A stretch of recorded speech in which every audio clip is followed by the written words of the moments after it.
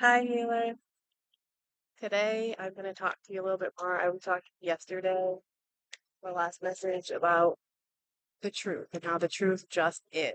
And there's no way around the truth because it's its own living force. Where a lie, it doesn't have a living force. It's feeding on its continual telltale of it, telling itself over and over again to different people. It kind of evolves a little bit, but eventually there's nothing to sustain it. So it's dead like anything else. If you don't feed your plant, it'll die. If you don't, um, you know, water your grass, it'll dry up.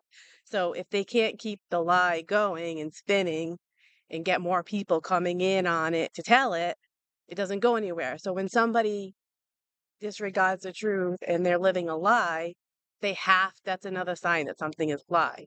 The fact that it's spreading, the fact that it has to keep going because eventually what it does is just like any other kind of fuel. It'll burn as long as there's fuel for it. Eventually, a lie no longer has any fuel. It's run out its course, it's burned off all its fuel. Everybody who was supposed to keep spreading the lie or believing the lie all of a sudden doesn't have any more fuel to go with it. There wasn't enough to back up the lie because lies don't have any fortitude and they come from nothing. So there isn't any fuel to back up a lie. So eventually a lie just dies out. I mean, it might be remembered, it could have been written down, there might be proof that there was a lie, but there won't be proof of the lie. You won't be able to find it because the truth is it's the living organism, it's the force, and the lie cannot squash out the truth. And so you are living the truth and there is nothing that hides the truth. You don't have anything to hide. So a lie is hiding the fact that there is nothing to fuel it but the lie itself. Where the truth is, like I said, a living organism, and they'll just keep feeding on life and producing more life and spreading because it's true, because it's kind, because it's love. And so, who would tell a lie, right? And what is the purpose of it? Why is someone telling a lie? So, these are enemies of your soul. And you can be your own enemy of your soul if you're lying to yourself. So remember that, like, our purpose to healing is to be truthful with ourselves.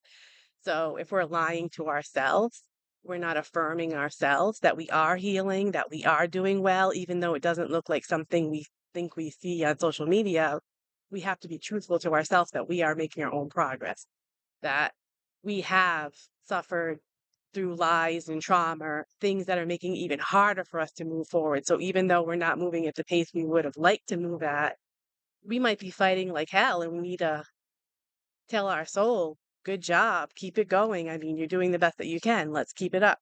So let's be truthful about where we are, by where we came from, where we started from. Let's be honest with ourselves. Because when you're not honest with yourself, you're an enemy to your own soul. So cutting words and looks and lies are the cuts to your soul. You feel them. Those who wound this way are enemies of your soul, whether they are family or first time acquaintances makes no difference. You must keep them away from your soul. Protect your soul. People who love you nurture your soul. People who nurture souls love. Enemies make themselves known, and usually, even after years, you remember early on in the relationship that you were forewarned in your soul that this person was an enemy. So you're an enemy to your own soul when you deny the truth, you believe a lie, or you tell a lie on someone else because it's cutting to your soul. It's caught, and this is what we're talking about when we're looking deep inside to find healing wounds, to find these traumatic wounds. So if you've lived years and years through verbal abuse, and you might put that aside, put it on the back burner, get through your day, you don't actually realize that deep inside your soul, you're cut, you're bruised, you're wounded. And these are some of the things that we're trying to uncover by being honest with ourselves and being admitting, yes, I was verbally abused my entire marriage, which is my truth, okay? So, and it starts off as little cuts, little digs, but by the end of it, we were having raging, alcoholic, abusive, verbal sessions coming from that end, by the way. Because at this point, you don't say anything. The best thing to do when you're dealing with somebody like that is to not say anything because there's nothing you can do. You can't do anything to somebody who's verbally abusing you. The only thing you can do is get away. So that's what you need to do is you need to take care of your own soul and not be an enemy to your own soul.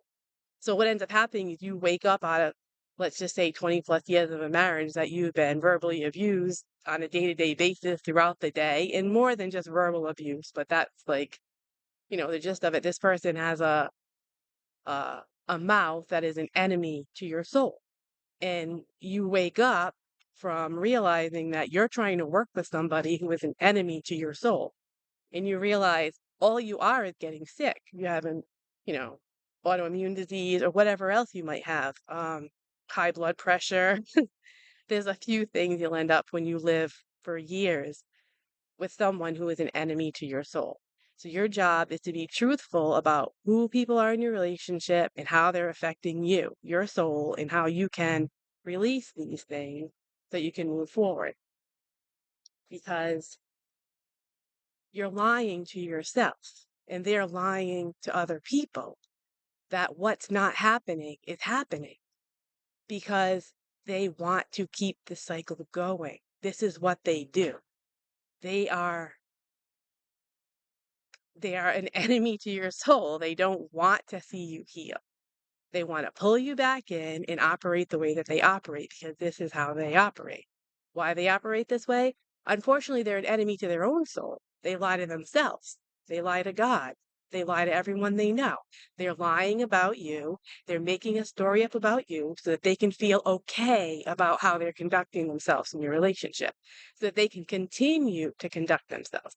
When you know there's a problem, they've got, anger issues, substance abuse issues, slander issues. When they're out in public, they're not just verbally abusing you, they begin verbally abusing other people, like waitresses, people at the post office. And the lady at the post office is even looking at you like, girl, who the hell is this?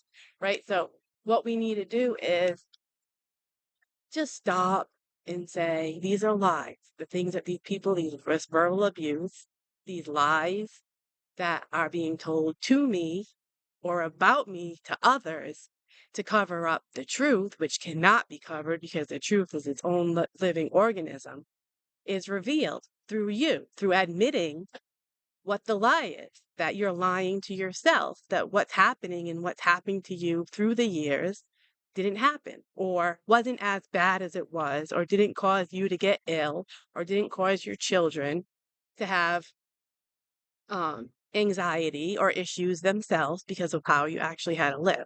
So, what you end up doing is finally admitting by accepting the truth that what you were in was, wounding your soul. And so, what you have to do is uncover that, which the truth is there all along. So, when you come to the truth of your own knowledge that this is the truth, that these things did happen, you'll just walk away and be healed.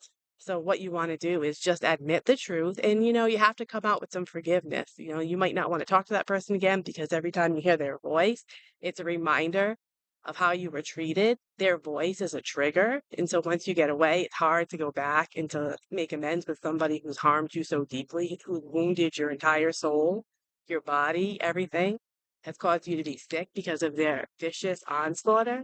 You're going to end up having to pull away. And it might be years before you can ever talk to that person again, but through that time, you'll be healed. So it's admitting the truth, letting it go, and moving forward, knowing that you were wounded and it is okay. And so the truth will live, and it might take time because people who are, malicious in their words, in their mouth, and their thoughts, and their deeds is working overtime to hide that. And they will lie to everyone you know and love to make it look like for some reason you did something to them. But it's just so that they can feel better about what they've actually done. Because they live in a place where if they actually accept what they've done, then they're looking at themselves in a light that they don't want to ever be or see or interpret. So they have to pretend that you were the problem, that you earned all of the onslaught, that you earned all of the verbal abuse, that there's something that you did for them to treat you the way that they did, or they can't even sleep at night. So once you come to the knowledge of that too, the truth is that people who do malicious things don't admit to it. They just go on doing malicious things in the dark. And so that's it for today. Have a great day.